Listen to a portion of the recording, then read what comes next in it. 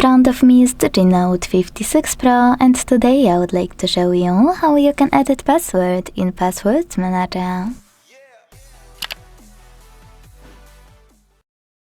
First of all, you need to launch Devices Settings and scroll to choose this section, which is Passwords, Baskins and Accounts. Then hit Open under Google.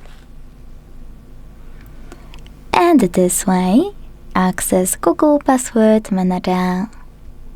Finally, click on a password you wanna edit.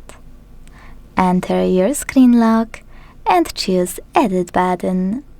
Then change whatever you want to, and when you're ready, hit Save at the top right corner. So when I do that, as you can see, my password has changed.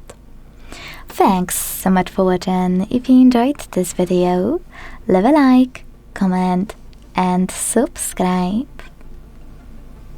Bye!